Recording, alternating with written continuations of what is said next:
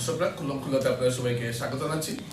দর্শকরা আপনারা জানেন যে গতকাল আসাম বিধানসভায় একটা গুরুত্বপূর্ণ প্রশ্ন করেছেন বিধায়ক আমিনুল হক লস্কর। তা ছিল যে বরাক উপত্যকায় প্রাকৃতিক গ্যাসের প্রচুর সম্ভার থাকা সত্ত্বেও হাউস কানেকশনটা কেন দেওয়া হচ্ছে না।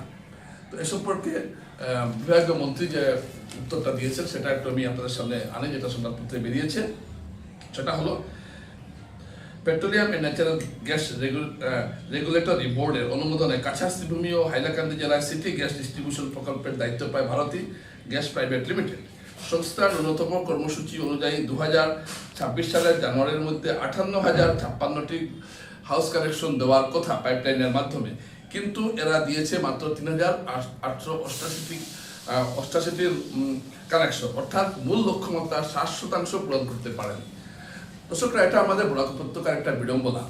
এই যে পূর্ব ভারতী গ্যাস এজেন্সি, আপনারা দেখবেন যে আপনার বাড়ির সামনে বা গলিতে গ্যাস লাইন নিয়ে গেছে পিবিসি লেখা, দেখবেন একটা ফলক আছে, সিমেন্টের ফলক, পিলার মধ্যে পিবিসি লেখা, অর্থাৎ পূর্ব ভারতী গ্যাস এজেন্সি।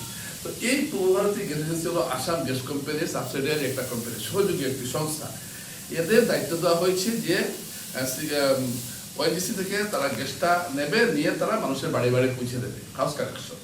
সেই লক্ষ্যে তারা সুরাইতে কিছুটা কানেকশন দিয়েছে, শিলচরে কিছু দিয়েছে, কিন্তু যে লক্ষ্যমাত্রা সেটা তারা পূরণ করতে পারছে না। এর ফলে কি হচ্ছে, সাধারণ বরাক উপত্যকার অর্থনীতি ক্ষতিগ্রস্ত হচ্ছে, বরাক উপত্যকার মানুষ ক্ষতিগ্রস্ত হচ্ছে। কিভাবে? আপনি মনে করুন আপনার 1,000 টাকার গ্যাস লাগে, কিন্তু হাউস কানেকশন দিলে আপনার 500 টাকার গ্যাসে হয়ে যাবে। অর্থাৎ বুঝতেই পারছেন এখন যে গ্যাসের সংকট, সেই সংকটের কোনো প্রভাব কিন্তু আমাদের এখানে পড়তো না। এই যে উপসাগরীয় যুদ্ধের জন্য যে একটা সংকট তৈরি হয়েছে গ্যাসের, প্রাকৃতিক গ্যাসের, এটা হতো না। কারণ আমাদের যা গ্যাস আছে সেটা 50-60 বছরের মজুদ রয়েছে আমাদের এখানে, এবং শুধু বরাক উপত্যকা নয়, সারা ভারতকে গ্যাস সরবরাহ করতে পারবে এই জায়গা থেকে। অথচ ন্যাশনাল গ্রিডে এই গ্যাসটা দেওয়া হচ্ছে না, হাউস কানেকশনও দেওয়া হচ্ছে না।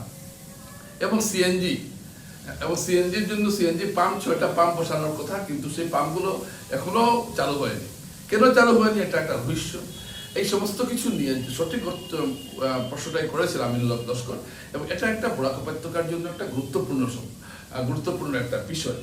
কেন পূর্ব ভারতী কেন ওই কাজটা করছে না, কেন তারা লক্ষ্যমাত্রা তারা পৌঁছতে চাইছে না? এটা কি বরাক বিরোধী কোনো চক্রান্তের পেছনে রয়েছে? এটা দেখাটা খুব জরুরি।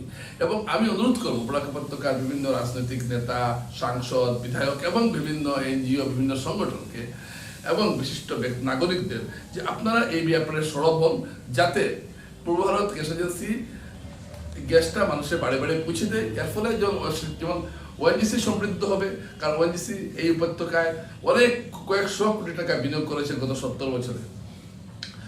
তো এখন এইটাও তুলে আনার কথা, তারা একটা সাফল্য পেয়েছে, যে আবিষ্কৃত হয়েছে যে পুরো গ্যাসের উপর ভাসছে আমাদের উপত্যকা, এবং এর কয়েক হাজার কোটি টাকার মূল্য হবে এই গ্যাসের।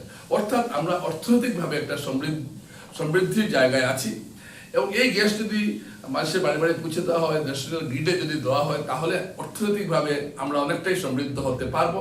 এবং ওএনজিসিও বলবে যে না, বরাক উপত্যকায় তারা ব্যবসা করে তারা লাভবান হয়েছেন। যেমন তারা আপার আসামে হচ্ছেন, বোম্বে হাইয়ে হচ্ছেন, সেরকম বরাক উপত্যকাও একটা ওএনজিসির জন্য একটা স্পট হয়ে থাকবে, যেখান থেকে তারা লাভ করতে পারছে, প্রফিট করতে পারছে, মুনাফা কামাতে পারছে। এবং এটা একটা সরকারি কোম্পানি। এবং কিন্তু এই যে পূর্ব ভারত গ্যাস এজেন্সির মতো কোম্পানিগুলোর জন্য এসব হচ্ছে না, এটা অত্যন্ত দুঃখের বিষয়। দর্শক, আমরা চাইবো যে এই বিষয়ে বরাকে একটা গণ আন্দোলন গড়ে উঠুক, যাতে পূর্ব ভারতী যাতে প্রাকৃতিক গ্যাসগুলো মানুষের বাড়ি বাড়ি পৌঁছে যায়। শিলচরে আপনি চিন্তা করুন, শিলচর, হাইলাকান্দি, করিমগঞ্জ 300 মিলে কতটা কানেকশন পেয়ে যাচ্ছে, লক্ষাধিক কানেকশন হয়ে যাবে, কত টাকা আয় হবে, পূর্ব ভারতী নিজেদেরও আয় হবে এবং ওএনজিসিরও। কিন্তু তারা সেই শর্ত পূরণ করতে না পারায় মানুষ তো ভুগছেনই, সঙ্গে ওএনজিসিও ভুগছে। নমস্কার।